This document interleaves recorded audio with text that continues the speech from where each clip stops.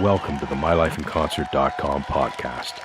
I'm your host, Various Artists, and please join me as I travel back and revisit every live show I've seen from 1975 to the present. And then I said, after the show, we went the back way to try and meet them. There was a student police guy in the hallway, but he was really nice, and we talked to him for a while. And then Brian Setzer walked out. That would have been like behind. He was sort of guarding the doorway, so we could see in the back, but we couldn't get in there. So Brian Setzer came, I remember him coming out of a room and walking down the hallway and going into another room. And he smiled at us and said, "Hey, everybody. I'm your host, Various Artists, and this is the MyLifeInConcert.com podcast. I invite you to jump into the time machine with me and backtrack a bit in my story, just a bit as we did with last time, as I and my guests, Phil Robinson, Noel, and Mark Hodgkinson, look back on two shows by the rockabilly revivalists who went supernova in the early 80s, the Stray Cats. Their first show here with the Deserters at Alumni Hall, Western University, London, Ontario, Canada, Saturday, March 26th, 1983. And at Dr. Rockets, a show they did there on Wednesday, October 5th, 1988, also in London. It's episode 32, and it's entitled Rock This Town. Now, the ticket price for the 1983 show was $12.50, which is $33.50 in 2023 Canadian dollars. And as for the 1988 show, advance tickets were $13, which is $28.50 in current money, and the tickets were $16 at the door, which is $35 in 2023 Canadian dollars. So the shows are about the same price. Greetings, dear listeners, both new and returning, and as always, thanks for tuning in. Now, with this episode, I've once again jumped backwards in my story that I'm telling here with MyLifeInConcert.com. Just not as far back as the cabaret show I saw with my parents in the UK in 1977. Of course, that was the focus of the last episode 31. Now, this time, because kind of before this, I was just ending 1983, we just jumped back to a little bit earlier in the year, March 26th, 1983, when the Stray Cats rocked Alumni Hall here in London, Ontario. Now, technically, this should have been concert number 16, falling between concert number 15, or episode 21, on the Gang of Four at Wonderland Gardens. And Phil actually mentions in that interview about how we kind of missed this, and I explained why. And that was on March 5th. And so it would have fallen in between there and concert number 16, which is episode 24, on the Beat, or the English Beat, as they were known over here, and R.E.M. playing their first ever Canadian show at Alumni Hall on April 23rd. However, as with the previous 1977 entry for episode 31, this show was initially meant to be included as part of an upcoming compilation episode. And the reason it was going to be part of a compilation is I just don't have a ton of memories about this show. I do remember going and recall thoroughly enjoying the evening, but that's about it. For whatever reason, I have scant memories about the 1983 show and the 1988 show versus more detailed recollections for other shows from around this time that, of course, you've heard in the other podcasts. However, it's that word again, however, and luckily, I seem to be alone in that regard. Now, I frequently post through my Facebook page as well as onto some of the London nostalgia groups about anniversaries of certain shows that I've been to. And whenever I have posted about this gig, there's usually a flood of responses, memories. People, it's very clear that this is a concert that's in the hearts and minds of a lot of people who were there in that time. So now, as mentioned earlier, I've got upcoming interviews with My Life in Concert podcast regular Phil Robinson, as well as Noelle, and she was in the Police Picnic 83 episode number 27. And also a new guest to the podcast, blogger Mark Hodgkinson. All three of those people have lots of great memories from the night to share with this blog and in its attendant podcast. And what's really cool, Noelle found her diaries from this time, and she wrote about the show the night that she went, or the night or day. So she'll be reading bits from her diary entry from that time during the interview. So that's coming up. So stay tuned for a crazed woman and onstage dancing, sweaty towels, Brett Eklund sightings, restaurants serving Alka-Seltzer with breakfast, Walkman music liberation, and what was the unforgettable message that Brian Setzer imparted to Noelle backstage. Something so compelling. She remembers it exactly to this day. Again, that's all coming up in the episode. I quickly just want to remind all you dear listeners to check out the mylifeinconcert.com website and blog, chronicling this and many other shows between 1975 and now. And I've written an all-new blog entry for these two new shows, also containing links, photos, graphics, videos, the 1983 set list, and more. Plus, I also have a related Spotify playlist, which you can also access on the blog entry or at Spotify. And I've got a companion playlist for this episode entitled MLIC Prompt, as I begin all my Spotify playlists. So MLIC Prompt, Rock This Town, 50s rock plus variants and progenies, a compilation for My Life in episode 32. And it features 1950s rock and rockabilly and its various offshoots through the decades. So there's Elvis, Wanda Jackson, Carl Perkins, Link Ray, and Billy Lee Riley, etc., but also the Stray Cats, the Cramps, Dave Edmunds, the Bobcats, and also rockabilly turns from particular artists such as The Clash, The Smiths, Led Zeppelin, Suzi Quatro, and many, many others. So very much a hip-shaking playlist, so go check that out. Also, you can also hear my other Spotify playlists as well as all of my podcasts on Spotify under my various artist username, but it's just as easy to search for mylifeinconcert.com or MLIC, followed by that all-important prompt, as they all start that way. Or just follow me on Spotify. Also, please like, follow, and subscribe on our Facebook and Instagram pages, as well as our YouTube channel. And I say me and R because I'm doing the podcasting, but like Cublet is very much part of the technical end of what I'm doing as well. So that's why sometimes it's me and my, and sometimes it's we and us. So anyway, check out the YouTube channel, which features not only the podcasts as well, another way to access them, but live footage from shows that Cublet and I have shot, along with vintage video clips. I keep wanting to expand it, but look, I managed to get up 5 podcasts this year. That's how busy my life is. So hopefully, let's all hope for 2024. Also, TikTok. I'm going to be on TikTok. That's coming up. But again, life's just crazy busy. I'm hoping to get up 7 or 8 podcasts in the next year. Let's all cross our fingers. And also remember to hit that notification bell for new episodes. All right, let's get back to the concert. So by the end of the 70s, that first wave of punk had really run its course. And in its wake, an exploding kaleidoscope of creative musical options grew out of its ashes as the 80s took hold.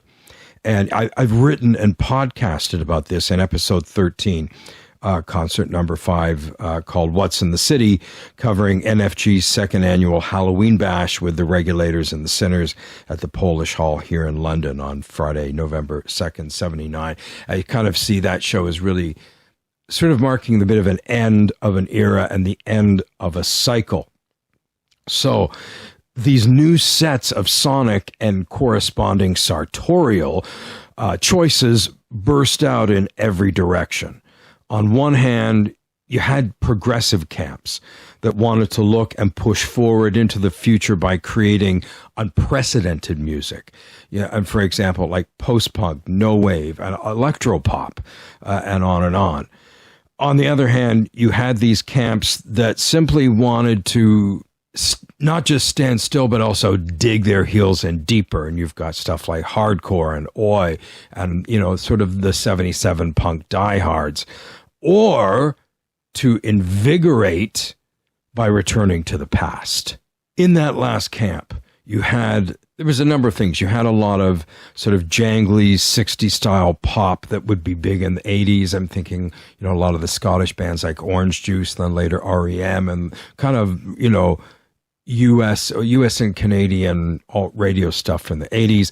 Or, you know, at the time you had the mod revival, and sort of the R&B 60s style pop, or ska, of course. Two-tone was big at this time. It was exploding. But there was also another subculture that went back to the 50s, and that's rockabilly. And rockabilly was just in the air at this time. And it had kind of been, especially, you know, a little bit later on, it was just a bit off to the side or sometimes incorporated into the punk milieu. Now, in the UK, of course, you had the Teddy Boys, who had been there for decades, you know, with their slicked quiffs, brothel creepers, and drain pipe trousers. And again, they'd never really gone away. And in my previous EP, 31, the interview with my mother, talking about the 30s, but also 30s and 40s, but also us talking about a family trip to the UK in 77 at the height of punk, I discussed landing in Britain the day after Elvis's death and just the intense reaction over there. And within a few weeks of his death, Elvis's records would constitute 1/5 of the entire UK top 30 and singles and albums chart. And I've got those, if you see that episode 31, they're there. I've got them posted, the various charts from the UK during those weeks.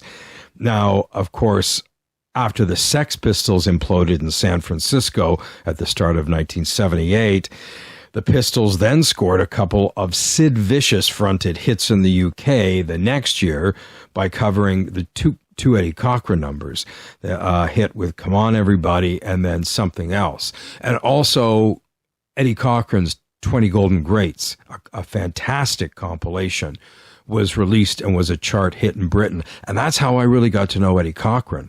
I think it was my brother picked up the UK import of that album, and I taped it, and I just loved it. So I really became familiar with his music through that album. Now, at the end of 79, The Clash issued their magnum opus, London Calling, with, of course, an electric cover of Vince Taylor's brand new Cadillac as the second track on the album. Meanwhile, over in New York City, the Cramps had been busy pioneering their own subgenre, psychobilly, since 1976. And it was unveiled to great effect on their classic debut, Songs the Lord Taught Us, in 1980. Love that album. And here in Canada, it had also been happening in the Toronto scene as well, with Toronto's Bobcats releasing their four-track debut EP in early 1980. And that's a year before the Stray Cats debut. And I know that EP locally and in the scene, a lot of people have it, and it was influential. And they became a hot and popular live act in Southern Ontario in the early 80s. In fact, all four of us in this podcast, we weren't sure who the opening act was, and all of us were kind of thinking, didn't the Bobcats open the show? And no, it was the Deserters, a new wave band from Toronto. And also mentioning Toronto, there was the Viletones, who were one of the first punk bands around 78. Late 78 or whatever, they started incorporating a rockabilly sound. They kind of changed their style. back over in the UK, the Polecats had formed and sort of kicked off a new wave of rockabilly revivalism, earning a hit with their cover of David Bowie's John, I'm Only Dancing. And Phil talks about that in the upcoming interview. So rockabilly was one of the musical colors that was in the air at that time as the new decade began, particularly in Britain, which is probably why New York City's Stray Cats chose to focus on furthering their career there. Now, they were signed in Britain following a bidding war and luckily met legendary roots rocker and producer Dave Edmunds from Rockpile, who helmed the boards for their 1981 self-titled debut. And in my EP on the Heatwave Festival, I talk about seeing Rockpile that day, and Rockpile with Nick Lowe and Dave Edmunds, and what a great set it was. So anyway, the Arista, back to the Stray Cats, Arista was the label that signed them and issued their records in UK and Europe. So after releasing a second British LP, Gonna Ball, they were finally signed to a North American contract by EMI America. Now, in the podcast interview coming up, Phil talks about how the Stray Cats played on Fridays. It was this show on ABC that was late night, kind of a bit of they were sort of in sort of their answer to Saturday Night Live. It went for a few years. They did have some great bands on. The Clash played an amazing set with 4 tracks, and the Stray Cats were on, but they weren't yet signed to a U.S. label. Now, back in the UK, that first album was a huge hit, and they had several hit singles off it. But in America, they didn't have a deal. And on that episode, and I've got a link up on the podcast to the transmission from the show that night, where they were sort of saying, they were petitioning for an American label to sign this band, and with successful results. Now, I had been reading about them in the British press, but I think it was the first time I saw them live. I remember the first time I heard them was Stray Cat Strut on CHRW in about October of 81. So it would have been about the same time, all of it in the same time, the Fridays performance, and also me hearing Stray Cat Strut on CHRW. So anyway, sometime after this, Le Chateau, he's one of the people who comes in and out of the story. We were hanging around a lot at the time, and he picked up an import copy of that UK debut, which I quickly taped and played the dickens out of that one across 1982. They became absolutely huge on this side of the pond when their North American debut, Built for Speed, was released in mid-1982. And what it was a compilation of the best tracks from their first 2 British LPs, the self-titled one and Gonna Ball. And the singles Rock This Town and then Stray Cat Strut repeated their UK success over here. And by, year's end, the end of 82, they were an international sensation. Now, we also note during the interview, especially Phil Noel and I, that we were so surprised how big they became and that they actually blew up here. Because while they were playing decidedly American-rooted music, and a type of music that had been in many ways even more popular in Canada and remained popular longer, more deeply into the 60s, the reality is that in early 80s North America, particularly America, the concept of retro was almost non-existent. The North American mainstream was more about big hair, overproduced, sort of unironic mall gloss, and the more is more, and to hell with, depth or taste or subtlety or anything kind of interesting. It was all just about big, glossy, empty, simple, and bad simple. I mean, the Stray Cats music, rockabilly music, punk music, that was simple and stripped down. This is simple in terms of being incurious, a different kind of simple. So having a stripped down roots-based band playing retro music that was both faithfully and respectfully rooted in the past, but also tinged with a punk rock vibe, because that's the community they had come out of, from a group who looked and sounded nothing like Journey or Toto. Just didn't seem to be a formula for mass North American success, and inexplicably they blew up against the grain. Now, this Alumni Hall show happened at what was probably peak Stray Cats mania in Canada and the US. And it was certainly a very hotly anticipated and sold out show here in London. So on this early spring day, Alumni Hall was filled with excited revelers, populating and bopping around the open space general admission dance floor.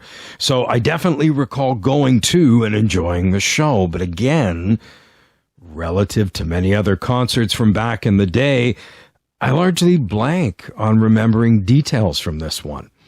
I'm not even completely sure who I went with, but my guess would be that it was some combination. It's a selection of people. You'd have Miss Beach, Lady B, MZ, and the aforementioned Le Chateau. So it was probably some combo thereof. I'm not sure. Luckily, my podcast guests, Phil Robinson, Noel, and Mark Hodgkinson, they remember plenty of details about this one. And as I was mentioning, Noel reads from her diary, which is amazing to have because there's lots of details from the evening. Meanwhile, Mark Hodgkinson, who I mentioned earlier, a new guest to the mylifeinconcert.com podcast, was also at the show and remembers it well. Now, Mark is a fellow London, Ontario guy, music nut, and writes the hashtag the 500 blog, where he counts down Rolling Stone's top 500, one album per week. I'll talk a little bit more about Mark right before his segment coming up later. But first, here's Phil, Noel, and I reliving Stray Cats craziness at Alumni Hall on March 26th, 1983. So I'm joined once again by Phil Robinson. Please say hello. Hello again. And once again, Noel, who joined us on the Police Picnic 83 podcast. Say hi, Noel. Hi there. Nice to be back. And thanks so much, both of you, for being part of this and taking the time. Once again, I so appreciate it. And in fact, today, it's you two being part of the show is the essential part of it. Because initially, this episode was going to be part of a compilation episode because I don't remember a ton about it. However, you two went and you have a lot of great memories and stories about the show that I would like you to share with the listeners. But I'll go back a little bit and first ask you about the Stray Cats, how you first heard of them, how and when or where you first heard of them, and maybe what the appeal of the band was for you. I remember first, I think I saw the album in one of the record shops, the very first one, which was released over in the UK first, before they got signed to any American label. And then I think I first heard them from my sister's boyfriend, who had a copy of it. And I think I heard a couple of songs from it, really liked it. And then I remember seeing them on the TV, on that TV show on ABC on a late night Friday called Fridays. I saw it. Yeah, right. They had a thing going across the bottom of the screen saying, sign this band, because they didn't have a record label at the time in the US. Okay. Thank you for saying that, because I was thinking that, and I was thinking, this doesn't make sense. They wouldn't have been on an American network show without a label. No. But you're okay. Thank you. I was thinking that was the case. Because I remember, I think they released 2 albums here in the UK first. Yeah. Which at the time, I thought, that's really strange that they're from New York, I think. Yes. And they didn't have an American record contract, but they had a UK one. But I thought that was quite, different. But I liked the look of them to start with. I thought they looked really cool. Because that's that's how I first heard of them. Is, of course, I was read the British press fanatically, and I know what you're saying. On one hand, it is kind of weird that they first got signed, but in many ways, it's not, because as we'll talk about, like what they were doing was almost non-existent in America at the time, even though it's highly American music, American rooted music. It had been, because I mean, in Britain, you had the Teddy Boys and all those rock and roll revivals. And then, of course, there was a big revival here. Yeah. There was a revival over here for all that stuff at that time. Yeah. There was lots of tribes around that time, you know, there was still some punks around. There was the metalheads. There was rock, you know, Teddy Boys, skinheads, you know. New Romantics. Yeah. Yeah. And so it made total sense. And I had thought about that. It's like, wait a minute, Fridays was that was on before they kind of got big. How did this work out? So thank you for confirming that. Because I know I had read about them in the press, and Le Chateau, actually, I think we had seen that show, and Le Chateau went out and bought the import album, the first British album, and I taped that off of him. And that would have been early 81 or somewhere in around there. So that's when I was first introduced to them. What about yourself, Noelle? When did you recall first hearing about them? Well, I don't know, but now that you're saying they were signed in the UK, I was obsessed with British music and really didn't have anything to do with American music for a little while. So I probably, and I bought all those British magazines and looked at all that import albums. So that's probably how I heard about them. But I can't say I remember exactly. And I don't think they were like a big deal band in my mind. You know, I thought they were fun and everything, but I don't think I was totally into them or anything. Mm-hmm. I don't know.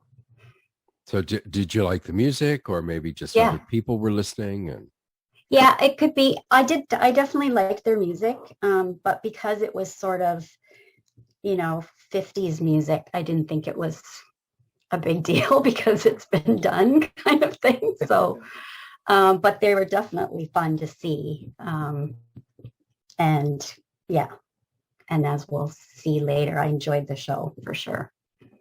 Yeah, because there was a big, there was a lot of that around, especially once you got past that first wave of punk, and then it splintered into all of these different options and possibilities. And that sort of rockabilly aspect really kind of came back. I mean, I know even like here in Canada, in Toronto, you had the Vile Tones, who eventually went really kind of rockabilly. And then you had that band, the Bobcats, who I believe opened this show. Oh, yeah. I think they opened. I think they did. It would, because I talked to Mark about this, and he thought it was the Bobcats, and it would make total sense. That's funny because I don't remember the opening band at all. No, neither. Just splintered just a tiny seed of memory. I think it might be right. I can't remember the opening band at all, but Mark was saying he thinks it was the Bobcats, and that makes sense. It would make total sense as openers. Yeah. But that, and then really... there was another band over here called the Polecats. Right. Because I saw an old Top of the Pops from back then with the Polecats on it, because they had a big hit with a rockabilly version of David Bowie's John and Lily Dancing. Right. Which I really liked at the time, and then now listening back when I saw it the other week, I thought, it's not as good as I remember. But that was definitely like in the air. And also the Clash had come out with London Calling, and they have that cover of Brand New Cadillac. So it was, and also the Sex Pistols, like Sid Vicious, like after Lydon had left, Sid Vicious did those Eddie Cochran covers, something else. Yeah. And Come On Everybody. So it was kind of in the air at as the decade turned. Now, and then of course, those albums came out in the UK. They did get signed to EMI America and had huge hits with Stray Cat Strut, and I think Runaway Boys as well. Was it Rock This Town? Rock This Town. Sorry, Rock This Town, and then later Sexy and 17.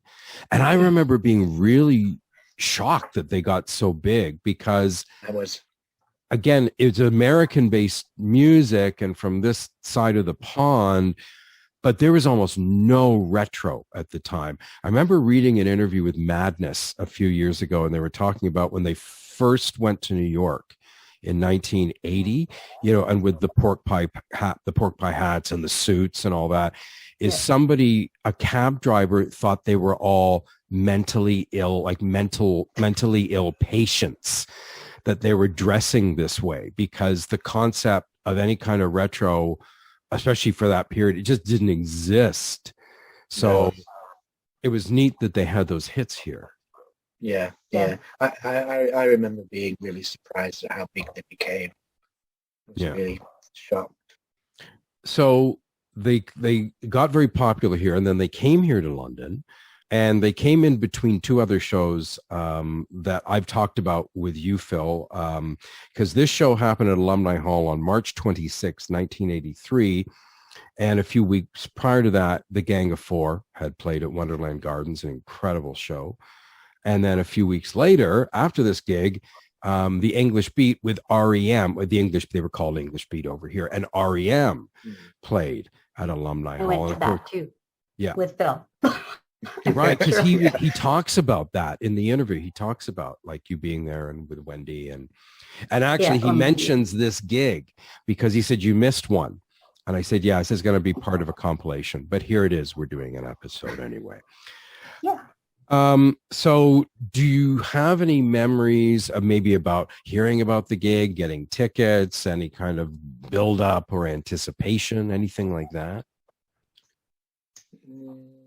I don't have any memory of first seeing it advertised or buying tickets or anything like that. I can't remember that at all. I kind of have I love going to anything back then. Well, I love going to anything now almost, but I remember looking forward to it, but then I looked forward to almost any concert that I was going to. So I don't remember an actual, going buying tickets and where I got them from or anything like that. Right. And there was a lot of shows to look forward to. I mean, look at the ones I just mentioned.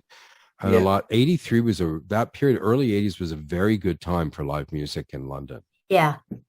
Yeah. And I feel so lucky that was when I was, of that age, because that's when I just started seeing live music and couldn't get into bars yet. So it was important that we had some of those kind of shows that I could see.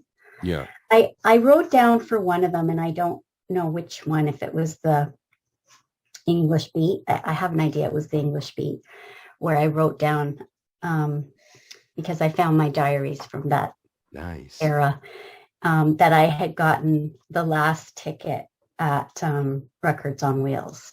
Oh, neat. So, Wow. I don't know if that was true or if I was just being dramatic, because the whole thing is dramatic. The whole entire diary is very dramatic. So yes. I've been finding, I kept journals in the late 80s, early 90s, but I also had my diaries in the 70s when I was a kid. And they're just such a hoot to read because it's just complete naivete. Yeah, they're so good. Okay, so the two of you went. Were there other people who came along? Mm-hmm. I can tell you exactly who was there. It's in my book here. But I don't know if we're saying names.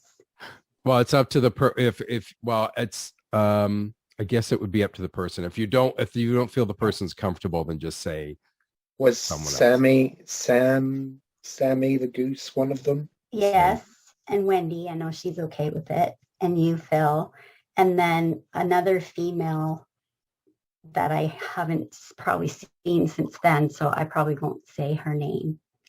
Oh. Now, for myself, again, this is a gig I don't remember really well, but to the best of my memory, I think I went with Lady B, Miss Beach, who I went to the Bowie show with, and MZ. And now that I'm thinking of it, Le Chateau was probably there.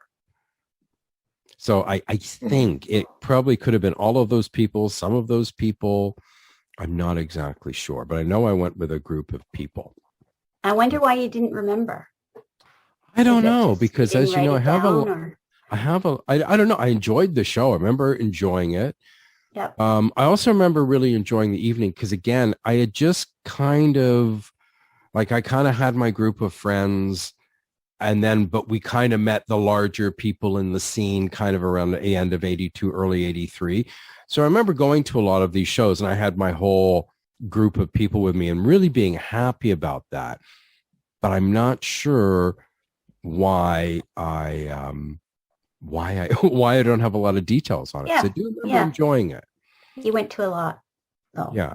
So. But now with yourself, I know that you have more memories than I do. And also, Noelle, you found your diary, which is amazing. So how about maybe if you two sort of maybe, do you have memories about going to the show, getting to the show, or just sort of being at the show? I remember the show and dancing and having a lot of fun. And then we tried to get backstage, but the diary kind of filled in some things. We were at a party to begin with. Do you want to, Phil, do you want to maybe sort of add some memories, or should we just go to Noelle's diary and have her read the excerpt and then you can talk about it? Or do you want to talk about your memories first and then we'll check them against Noelle's notes? Oh, right, okay. So, yeah, I remember dancing a lot. I can remember the jacket I had on, which is like, I remember the jacket I had on, which was like a black and red sort of like Prince Charles check kind of thing. Wow. And I had the collar put up because it was rockabilly, so I had to put my collar up. And I remember dancing loads. And I can remember us trying to get backstage. Mm-hmm. We got, not back to the dressing room. And we got sort of like a few feet from the door, and they wouldn't let us in. Right. We were like, oh, trying to get in. And I remember Britt Eklund was there. Yep. She walked up the stairs and past us. I think she said hello or something. She must have done. I remember her smiling at us and walked past us, which I thought was really cool because I thought, oh my goodness, it's Britt Eklund. She just walked past us. So I thought that was because she was going out with Slim Jim Phantom, I think. Right. Yeah, I didn't know which one it was, but I didn't know that. And I just thought that was really weird that she was there. And then we found out later that they were dating. Yeah. But what about what happened during the show? Or how about Noelle, do you want to read your diary entry for the part during the show, if you have anything about that? Because I know that's because a big thing happened with you guys when you were there. Yeah. So I guess we started off at Wendy's house, where we imbibed. And so on. And then we went to the show. It doesn't say how. We may have just walked, actually, because it was at Alumni Hall, and Wendy lived close by, so we probably walked. And then it says they would let you dance, but we couldn't get very close to the stage. And when they came on, I was getting crushed, but it was kind of funny. Okay, and then Wendy jumped up on stage and danced with Brian Setzer. They put on a great show, but they really acted like teen idols. And then I put in quotations or in parentheses that they were shaking their sweat all over people in the front row. I guess I wasn't thrilled with that. And then I said, after the show, we went the back way to try and meet them. There was a student police guy in the hallway, but he was really nice, and we talked to him for a while.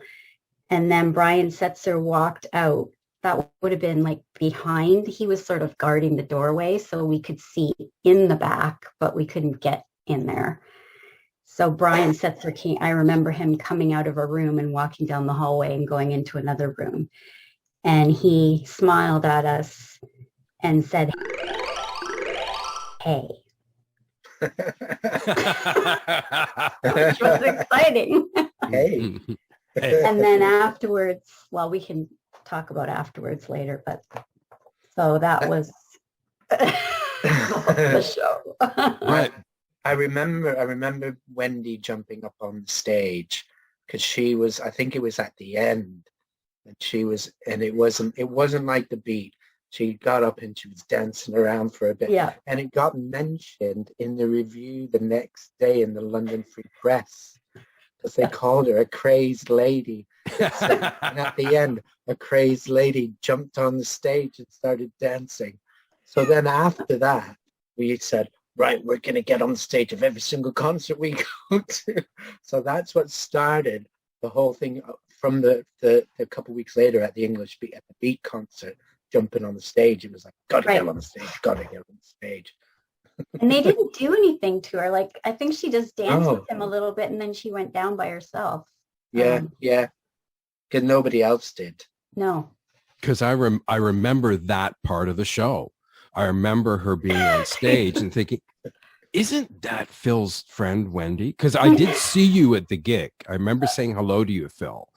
Because you were there with your group and I was there with Mike, but we said we saw each other. But I remember that. It's like, oh, wait a minute.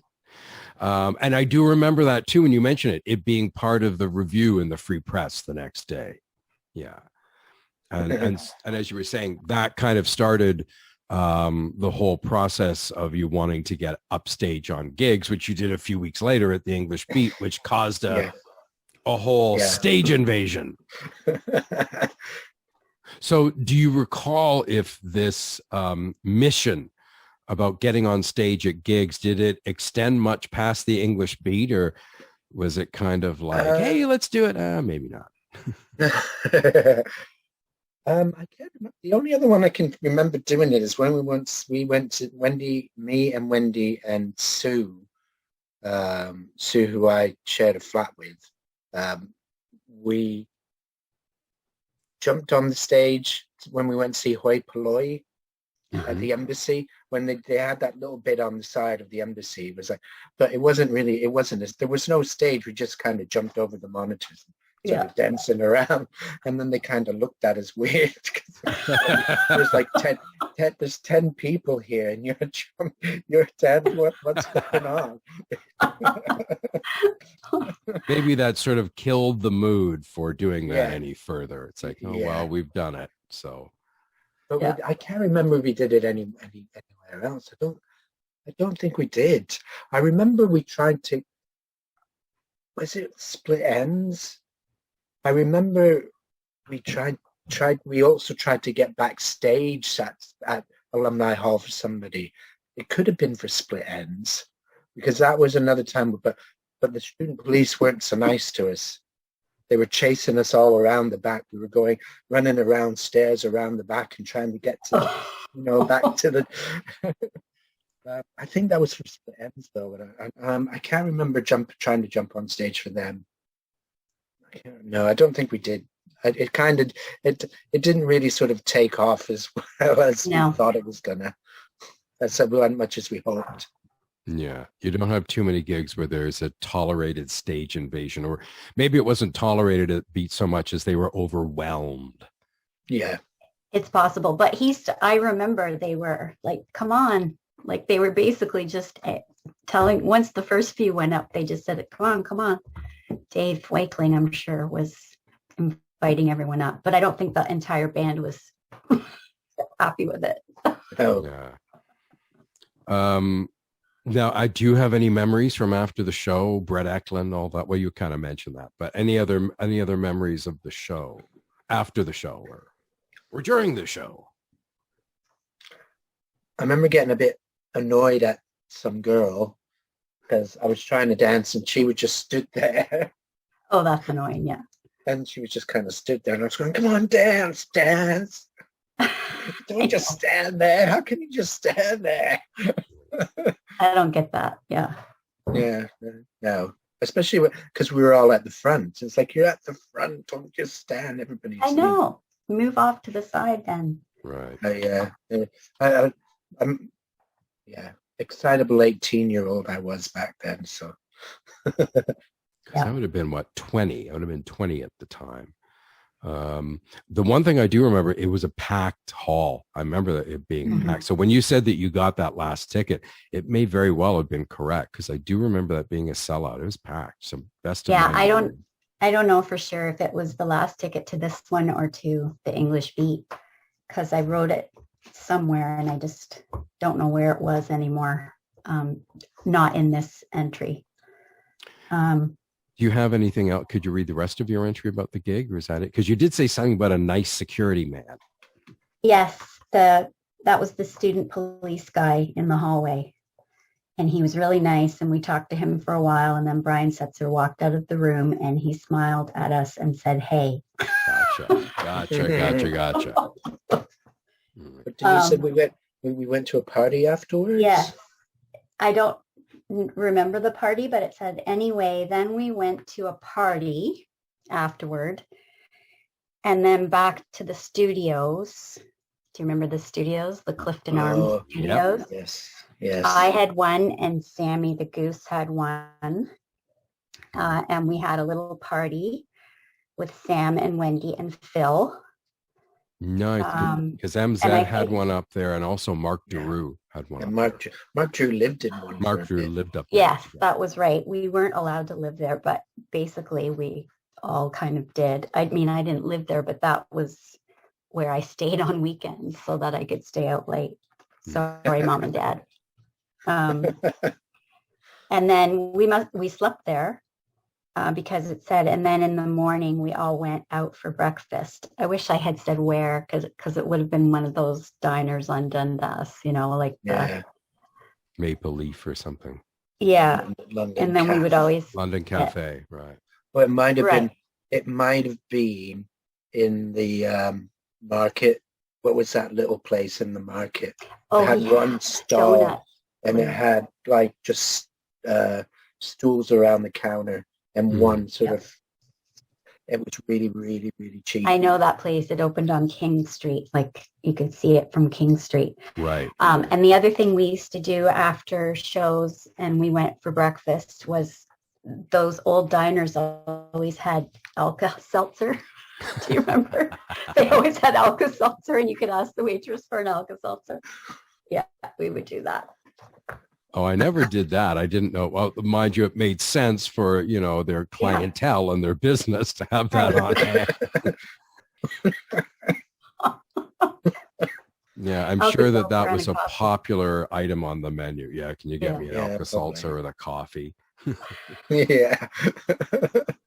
I don't remember that, though, yeah. Oh, neat. That's all I have. So do you have any other memories of the show from 83? I didn't remember much, so I'm glad I had that. But the getting crushed was interesting because I didn't remember that. So I wonder if people surged when they came on. Do you remember getting crushed, Phil? I remember it being. I don't remember getting crushed, but I do remember it was packed out at the front. I think everybody just kind of, because it was at the time. I think the student police tried to sort of. Back then would try to not let people stand at the front, and then it kind of loosened a bit. So I remember everybody being at the front. I don't remember huge crowd. If the front was like general admission and you just went and stood there, or if we had seats and we just ran to the front. I feel like we didn't have seats. But no, it was general admission on the floor. I think what it was is you had the floor with general admission, and then as it goes upward, there were seats. But I'm positive the floor was general admission. Yeah, you're right. I do remember that because sometimes with some concerts they used to have the seats there, and then some days they took the seats out. So no, you're right there. And it must have just been momentarily because I remember dancing the rest of the time, so it couldn't have been that bad. Okay. And we were usually pretty close to the front. Yeah, I think we were as well. we would have been because Wendy managed to get on the stage. So, but I do remember them being really good, being fast. And I thought, God, there's only 3 of them, and they're making this, this big noise. Yeah.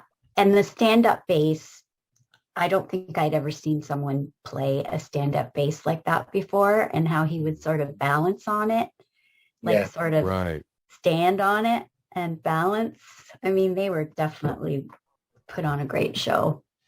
Yeah, now that I think back to that, and you're saying that they were very animated live, it was a very high energy show. You have to be with that music, Right. And I can imagine now, like thinking back, and the crowd would have been quite mixed and diverse, because it would have been like people like us, how we used to dress, and sort of punky new wavy kind of stuff. And then with them being so popular on AM radio, there would have been a lot of people who probably were kind of regular kind of dressers, I suppose, if that's the right way of saying it. But more like mainstream. You had the alternative audience and the mainstream. Yeah. Oh, I just turned the page, and I had drawn a picture of Brian Setzer. Oh, nice. Could you possibly scan that and send it to me? I'll put it up on the blog. Okay. I've got that in some of my later notes when I was keeping journals in the late 80s, early 90s. There's a few gigs where I did little sketches. I remember seeing Neil Young in early 91, and he had this wild stage set. And I remember I've got a drawing of the stage set. Right. No, that's cool. It's so great though, right? To have a... Yeah, I went through my notes for this show, and I really don't have much to say about it. All I say is, actually, what I have is, it appears that I saw the premiere of U2's Rattle and Hum early in the evening, and I have a vague memory of this, and then that's 1988. Sorry, I was going to bring that up. They came back in 1988. Now, Phil, you were in England. Noelle, did you see them in 1988 at Dr. Rockets? No. Because I went to that show, and for whatever reason, I kind of remember that one even more.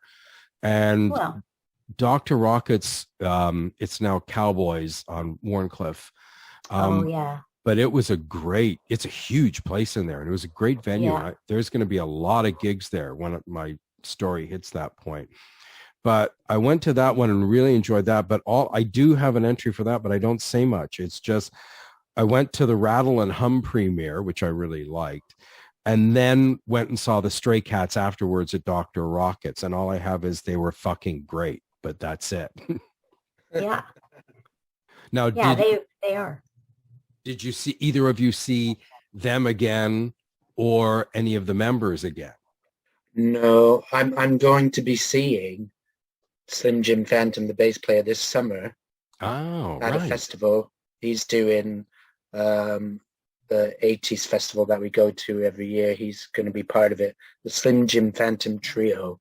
So I presume, with it being a retro festival, he's probably just going to make me do Stray Cat stuff. So he's not the main singer, so it's... Yeah. Do we know if he stayed with Britt Eklund? I don't think so, but I was going to ask, is she doing backup vocals? Is she she's still alive? There's a big age gap though, right? Like, yeah, wasn't she a lot older? Yes. I'm just going to quickly Google her. Yes. And of course, I mean, for me, whenever I think of Brett Eklund, I immediately think of the Wicker Man and her nude dancing and all that kind of thing. Oh, wait.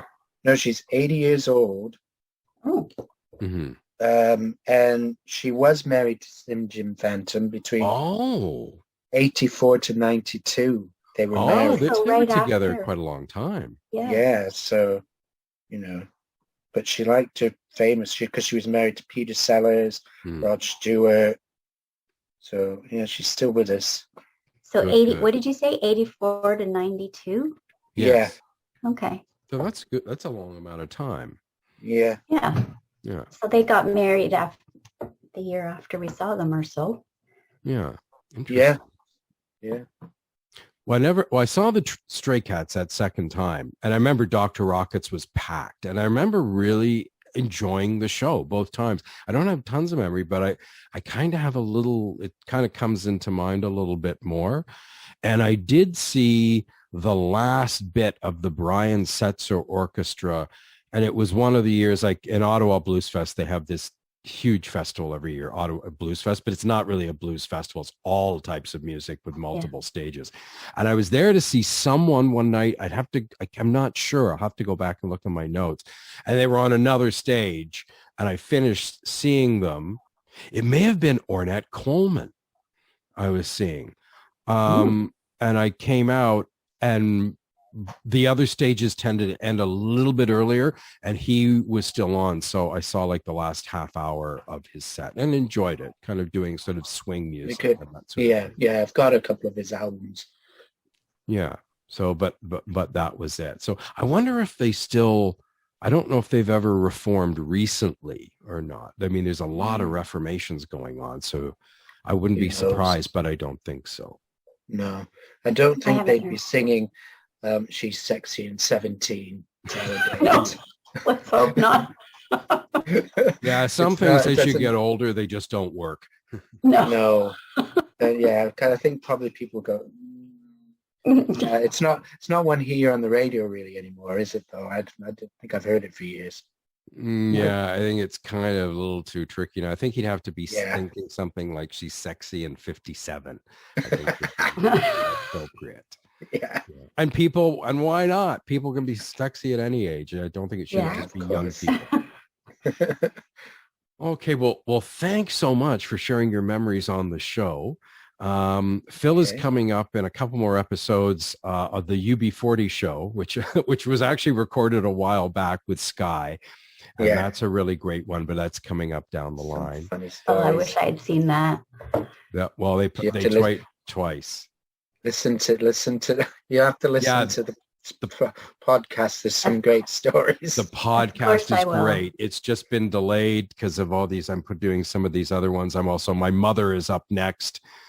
I'm actually trying to finish that, talking about, because we saw a cabaret in the UK in the 70s, but I also have I interviewed her about like music from when she was a child in the 30s and how she consumed music. And so that's before this one. So if people are listening to this, I'll leave this in. That's why it's confusing. You'll already have heard it. But this one will come up after. That's great. So thanks again so much for taking the time to share.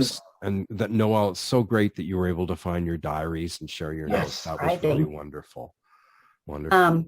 Thank you for all you do. You bring back a lot of good memories for people. I think you do a great job. Yeah.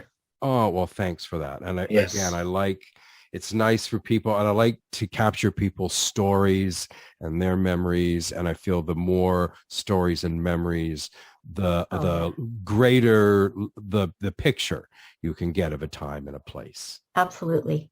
These are going to be gold in 100 years. Just have to make sure they get kept somewhere. Yes. Yeah. Okay. It's nice to see you, Phil. I see you too. Okay. And it isn't all nice to see each other as well. Yeah. Yeah. All right. One day it'll be face to face. I hope so. It's been so long since I've seen you face to face. I know. Now, how amazing was that Noelle still had her diary from that time? And be sure to check out the mylifeinconcert.com blog entry for this, because you can see that drawing that she found in her notes. It's up on the blog, and it's pretty good too. From Phil and Noelle, we now go on to the episode's second interview and my first podcast interview with Mark Hodgkinson. Now, as I mentioned earlier, Mark is also a fellow London, Ontario music nut and fellow blogger who writes the excellent #The500 blog, where he counts down Rolling Stone's top 500 albums, one per week. You should be reading it if you're not. It's an excellent blog. And while he looks at the album and the artist, many of his entries are written through a lens of his own insights, reflections, and experiences, or sort of can be a launch pad for Mark to go off on a whole other tangent. So very interesting perspectives on music, life, all sorts of things. Now, he discovered the mylifeinconcert.com blog a few years ago, and upon realizing that we were of similar ages and both writing here in London about music via, singular perspectives from our own lives, he reached out to contact me. Now, we've been getting to know each other since, but now we just need to have our schedules online and finally meet in person, even though we're in the same city, but we're both busy. What can we say? But hopefully that's going to happen in 2024. Now, while I initially thought that Mark did security at this show, as I know he did security for other London shows in the 80s, particularly those at the Victoria Park band show. But it turns out he attended this Stray Cats gig along with his then girlfriend as just one of the punters in the crowd. Although during the interview, Mark does talk about, various shows where he did security and that sort of part of his life as well from London in the 80s. Okay, let's head over to the interview with Mark. I'm speaking with Mark Hodgkinson. Now, he writes, he's another blogger here in London, Ontario, and he's been writing the hashtag the 500 blog for a few years, where he's counting down Rolling Stone's top 500 albums, an album per week.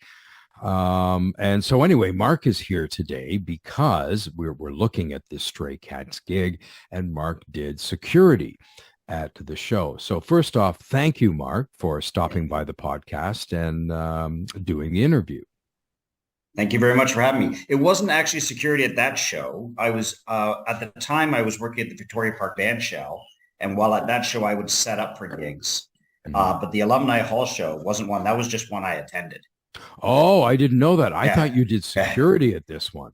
Yeah, no, that's it was exactly the same time. I was working Victoria Park band shell all year round, but mainly in the summer. In the winter, I would work at the arena, like on the ice, skating around and being what they called a cruiser. And then in the summer, I would open up the venue for events. A lot of them were things like the Salvation Army Band, and I would have to set up chairs and stands. But then sometimes we would get those concerts in the park, and this was before they moved them down to the Thames River and had the Rock the Park there. So I was working for shows like Gowan and Forgotten Rebels and Lee Aaron and trying to think who else. There was another band that was a band out of Toronto called the Hebcats, I think they were called, with a guy named Teddy Fury, the Bobcats. It was the Bobcats who I believe opened the Stray Cats show. Right. So that was with Teddy Fury on drums. So they had played the band shell. So I wasn't really in a big security capacity as much as that I was just the person that had the keys for the building in the morning when the event would show up, and I got to hang out there all day. Ah, okay. Now, weren't you also there for the show Blue Peter did? Yes, I was. Okay, so I want to talk to you. I'll be talking to you about that one in a couple of months. So that's coming up as well. All right. So you went to this just as a participant, as part of the audience. So tell me about how you came to know about the band, what you thought about the band, the Stray Cats, a little bit about that. Okay, so this would be, they blew up in with that album with Rock This Town. And I was 17 and in high school. And at the time, I was sort of a devoted metalhead and prog guy. But there was no denying that Brian Setzer was a killer guitar player. So my friends and I, even though that wasn't our genre, we were all in just on him as a guitar player. And so I was dating my first long-term girlfriend. And she was a huge fan of the band. So when they came to town, we got tickets and we went. Nice. So do you have any memories of the show? Even about, do you even have memories of the build-up, like you say, getting the tickets, anticipating the show, anything in that vein, any memories in that vein? Well, at the time, I was thrilled to be able to go to concerts at all. Prior to 1980, I'd grown up in a small farming town near Windsor, so a long way away from any concerts. So when I came to London, the fact that any bands came to London was an exciting thing to me. And I also had a job, like, well, the band shell was one of my jobs. I also worked at the Byron Optimus Center as a custodian. So I had enough money to be able to buy concert tickets. So I remember being excited. It was my first time seeing a show at Alumni Hall. I'd never seen a show there before. Ah. And we prepared for it. And I remember my girlfriend at the time was a big Duran Duran fan. And she was very big on the idea that I had to have eye makeup. So she put eye makeup on me. And I just didn't care. I'd done some theater when I was in high school and before that. So it was just like stage makeup to me. So I didn't really care about that. And then we took the bus to the show. I remember we took the London Transit bus to get to the concert. And we're quite excited. When I first got there, I spotted a couple of the people who were from CKSL radio. And they were the people that would bring the concerts to Victoria Park Bandshell. So I recognized them and I knew that they recognized me. So I thought, here's my chance to get backstage. They know. And as I walked towards these two women, they were probably mid-20s, but they seem a lot older when you're a teenager. Right. And I heard the one turn to the other and say, uh-oh, here he comes. And I overheard it. And I immediately knew that this was a non-starter. And I was like, I'm just going to say hi. I'm just going to say hi to them and head back to the front. So that's all I did. I kind of walked away and I was quite frustrated because I thought, I've always been cool when I was backstage with the other bands. Like I never tried to push, records on them or really bother them or anything. So I thought, well, maybe they would let, me backstage to see this show. But I could tell as I walked up, that wasn't going to happen. Who else had you gotten backstage with in the past? Well, so they were all at the Victoria Park Bandshell. So all the musicians that came there. So so I say Lee Aaron, Gowan, Forgotten Rebels. Trying to remember all the shows. There was they used Brian to have a lot of shows. April Wine. Yeah, Brian Greenway from April Wine, Gatto. Mm-hmm. There was there was the band with the reggae band that sort of toured. They came around. Messenger, yes, yeah. Messenger was there. I saw them a few times. A ton of those bands. So it was always Ray Pierce who did the sound, and he would roll in with his equipment at 8 a.m. on this. It was usually I think it was the Monday of the long weekends. They would have those shows, and I would meet him at 8 o'clock in the morning, and I was just sort of the heavy lifting guy. Like I'd help him lug gear, and then once they got to where they're actually plugging in amps and sound systems, I had no idea what I was doing there, so I just stayed out of the way. So you're at the show. You're there with your girlfriend. And okay, so you didn't get to go backstage at this one at all. I did not. Okay, you did not. So what I did that was clever. Was I had a portable Walkman, but it recorded. So what I did was I gave my friend Stan, who went to the show, a blank cassette. And Stan entered through the doors. And when I came in with my portable Walkman, they said, you can't take this in there. And I went, I don't even have a cassette in it. So I showed them that it had no cassette. And I said, and it's really expensive. And so they let me take it in. So then I found Stan and I put the cassette in, and my goal was to record the concert so I would have a recording. And we got down front and center, about 2 or 3 people back. And that whole front of the stage was mobbed with young girls, because they were all there to see Brian. So I did record the show, but the show was the Stray Cats with 30 or 40, 17, 18-year-old girls just screaming, Brian, Brian, Brian, over and over again. So it was completely unusable. I listened to it a few times, but it was in my jacket. The microphone was a mono microphone. I thought I was being clever and sneaking a recording of a show that I could maybe, share with people, but it didn't work out that way. Yeah, but I mean, people would, especially then, the technology was much more limited. Like I remember Walkmans coming out. I got actually later this year in '83 on that trip to New York for the crazy circle jerks and psychic TV shows I podcasted about. That's when I got my Walkman. And just the idea of being able to walk around listening to your music, that was radical. I loved it. I love the fact that my music was portable all of a sudden, and it wasn't just, and I could also go to a friend's place and record a record I couldn't afford yet or I didn't get a chance to get. And I would love, and then eventually I would buy it. I'd wait to get it at, I typically bought it Dr. Disc, like I tended to buy used. So to save money. And that freedom of being able to go anywhere and have your music wherever you went. And it made I took the LTC bus everywhere. This girlfriend I had was way out in the East End, like way out in the East End. And I was in Byron. Yeah, probably near where I was growing up. So she was the far end of Trafalgar Road, like getting down near Cascade. Gotcha. Like it's a different part of the East End. Yeah. So it's 2 bus rides. It was an hour and change to get there on the 2 buses because I'd have to take the Springbank Riverside downtown from Byron and then take that other bus all the way out to the East End. But as soon as I had music in my ears and a book from the library, I was set. Yeah, exactly. I remember just walking around because when I got it in New York, I remember walking, and I was away from everyone for an hour because I had to get this, walking around Times Square. Listening to Prince's 1999, walking around Times Square. So it's a memory I will not forget. Pretty exciting. So you got in, you did record the show, even though it wasn't great. Because again, I knew people who did that. The recordings aren't great, but sometimes a grainy document is better than no document.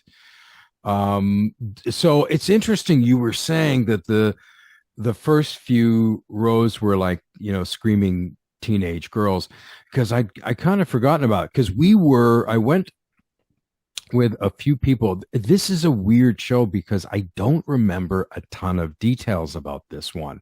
And in this episode, before this interview, there's going to be an interview with my friend Phil and Noel from here in London. And they have a lot of very clear memories from that night. Now, here's one thing Phil talks about. They both talk about their friend Wendy got on the stage and was dancing on the stage. And I think Phil went up as well and jumped off. Do you remember that? Because I remember her getting on the stage and then the security chased her off.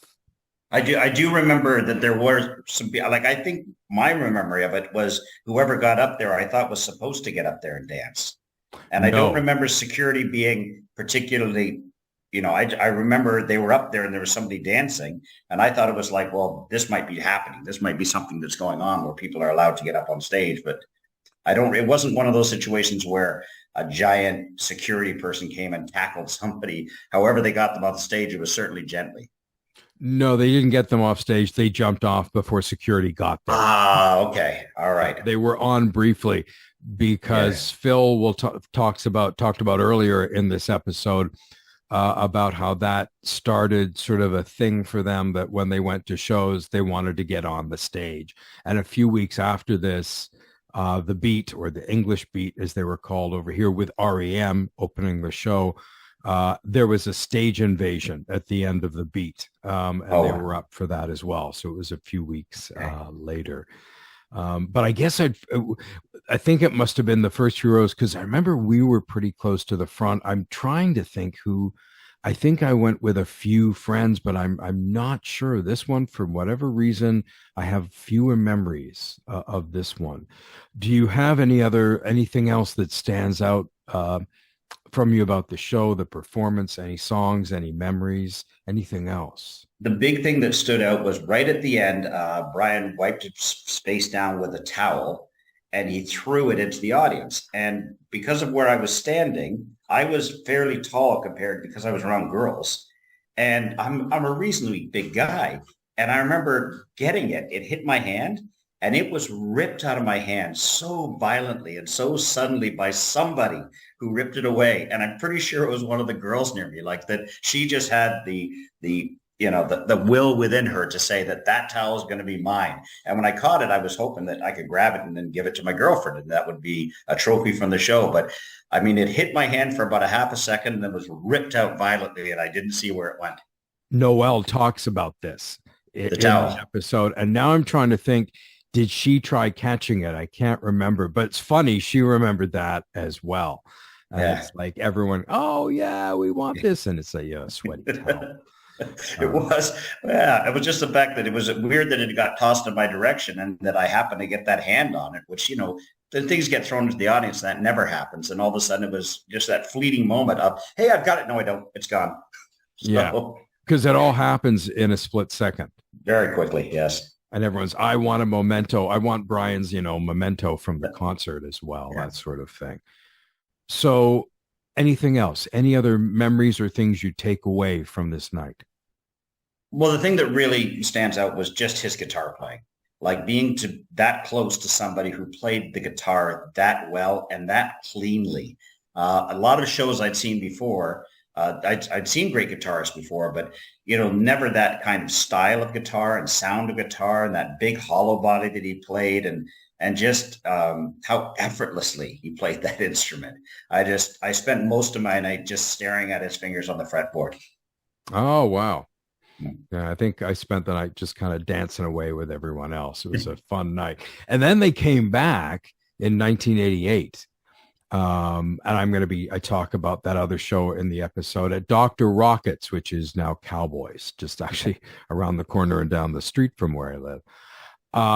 But they were fun the second time as well. And they pulled, Dr. Rockets, it was a big place. They got a lot of people out. So I saw them sort of at the peak of their fame, and then they, kind of faded and then came back together. And they were a lot of fun both times. And much later on at Ottawa Blues Fest, I saw the last little bit of the Brian Setzer Orchestra one night, but we'd actually been inside seeing an amazing, inside the War Museum, seeing an Ornette Coleman concert. You were just writing about Ornette Coleman's Shape of Things to Come on your blog a few weeks ago. And so after that, they were playing, so we saw the last little bit, and they were fun. So I guess I've seen Brian Setzer 3 times. But I don't have a lot of memories of this night other than I really enjoyed it. I had a great time. I'm glad that everyone else has memories, because you say some of this stuff and it's like, oh, yeah, it comes back. All right. All right. Well, thank you, Mark, for sharing your memories and taking the time for the interview. And I definitely want to talk to you about the Blue Peter show, any memories you may have coming up. So thanks once again, and hope to talk to you on the podcast again soon. Thank you very much for having me.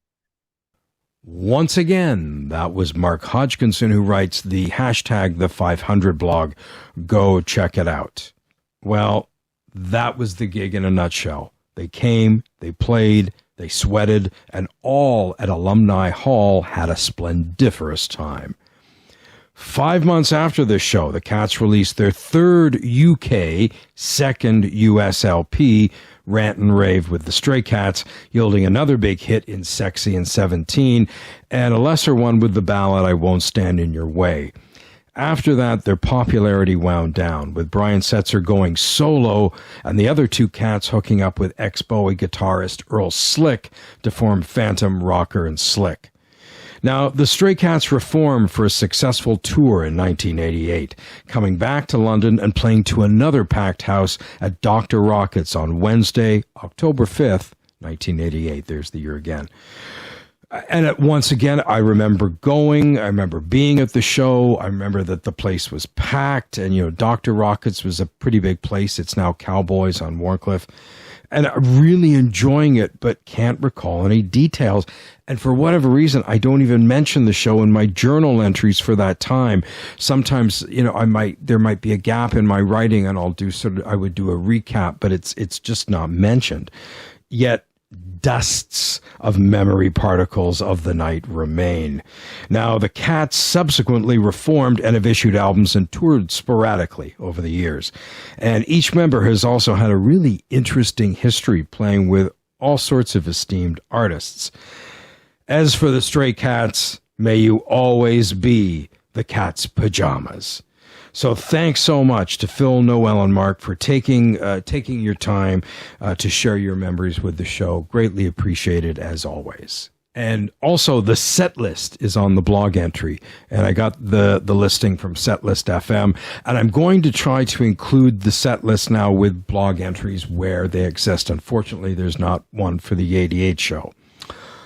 So, coming up next in the MyLifeInConcert.com series, Birmingham, UK's reggae outfit UB40 made 2 trips to London, Ontario in the mid-'80s, playing to a packed and joyous Centennial Hall on March 7th, 1984, and then returning a year almost to the week to pack out Alumni Hall on Western University campus on March 14th, 1985. Now, the first show came on the heels of their international breakthrough with the Red Red Wine single and its accompanying covers album, Labor of Love. And for the 85 show, they were riding high in the Canadian charts with their Jeffrey Morgan album. This long overdue episode, which I've been trying to get up and trying to get in the sequence, was recorded almost a year ago. So it will finally see the light of day probably in February of 2024. Now, not only will special guest Phil Robinson also be returning with his always wonderful and humorous memories and observations, new special guest to the podcast, an all-round wonderful person and broadcaster, Sky Sylvain, joins us in piecing together a hilarious and sometimes bumpy and not so mirthful for her, but very memorable ride through the events surrounding these 2 concerts, especially delving into the social stuff following the gigs and a particular interview with the band.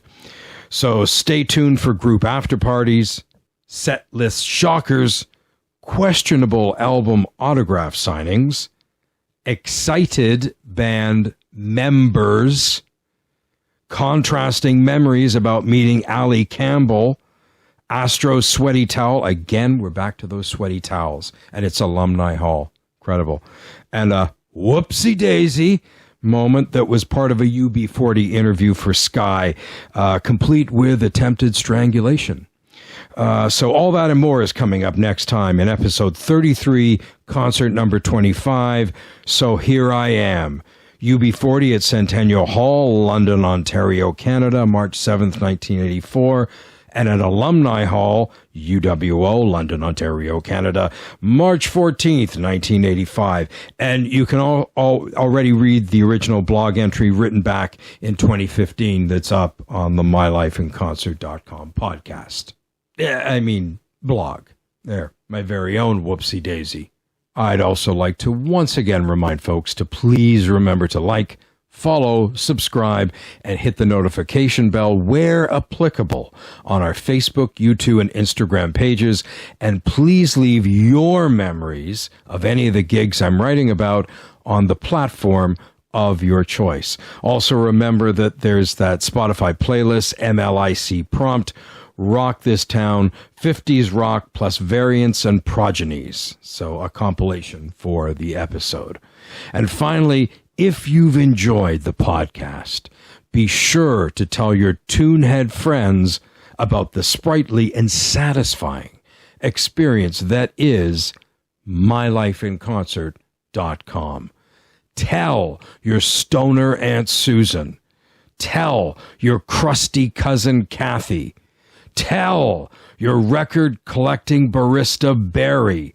Tell all the live music junkies in your life, but for heaven's sakes, just tell them about the magic and wonder that is the MyLifeInConcert.com podcast. I'd like to say a big thanks to listeners, both new and returning, for taking the time to tune in. This is your host, Various Artists, signing off once again, and we'll meet up at the next concert. See you then and see you there. Bye for now.